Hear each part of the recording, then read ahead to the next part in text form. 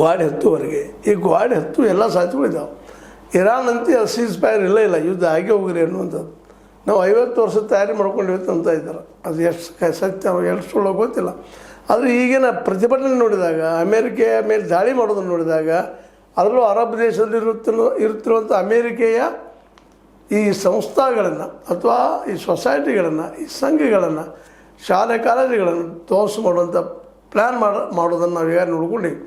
ಹೀಗಾಗಿ ಈ ಒಂದು ಅಮೇರಿಕ ಜೊತೆಗಿನ ತಿಕ್ಕಾಟ ಇರಾನಕ್ಕೆ ಹೌದು ಹೆವಿ ಆಗ್ತದಿಲ್ಲ ಅಂತೇನಿಲ್ಲ. ಆದರೆ ಅವ್ರಿಗೆ ನೆರವಿಗಿರೋಂಥವ್ರು ಚೈನಾ ಅವ್ರಿಗಿಂತ ಸೂಪರ್ ಪವರ್ ಆಗಿದೆ ಇವತ್ತು.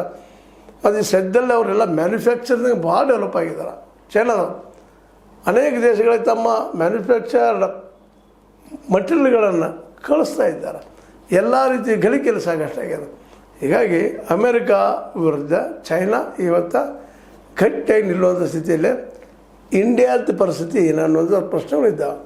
ಯಾಕಂದ್ರೆ ಇಂಡಿಯಾ ಇವತ್ತು ಚೈನಾದ ಜೊತೆಗೆ ಅದರಲ್ಲೂ ಸ್ಮಾಲ್ ಸ್ಕೇಲ್ ಇಂಡಸ್ಟ್ರಿಯಲ್ಲೇ MSMEಗಳಲ್ಲೇ ಅವ್ರನ್ನ ಬೀಟ್ ಮಾಡೋದು ಭಾಳ ಕಷ್ಟ ಅನ್ನೋದು ಕಂಡು ಬರ್ತಾಯಿದೆ.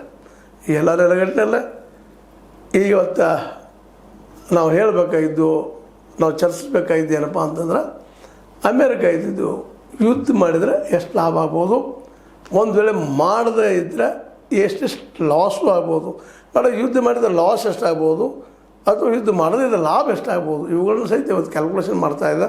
ಆ ದಿಶೆಯಲ್ಲಿ ಇವೆಲ್ಲ ಸೀಸ್ ಫೈರ್ ಮೇಲೆ ನಡೀತಾ ಇದ್ದಾವೆ. ಅದಕ್ಕೆ ಇರಾನ್ ಅಂತೆ ಮೋಸ್ಟ್ಲಿ ತೆರೆ ಕೆಡಿಸ್ಕೊಂಡಂಗೆ ಕಾಣೋದಿಲ್ಲ. ಅದಂತೆ ರೆಡಿ ಆಗಿದೆ, ನಾವೆಲ್ಲದಕ್ಕೂ ರೆಡಿ ಅಂತೇಳಿ ಎಲ್ಲ ನೆಲೆಗಟ್ಟಿನಲ್ಲ ಈ ಒಂದು ಏನಪ್ಪ ಅಮೇರಿಕೆಯ ಇವತ್ತಿನ ಸ್ಥಿತಿ ಮಾತ್ರ ಡೋಲಾಯಮಾನ. ಈ ಹಂತದಲ್ಲಿ ಮಾತ್ರ ಇರಾನ ತನ್ನ ಮೇಲುಗೈಯನ್ನು ಸಾಧಿಸೋ ಹೊರಟದ.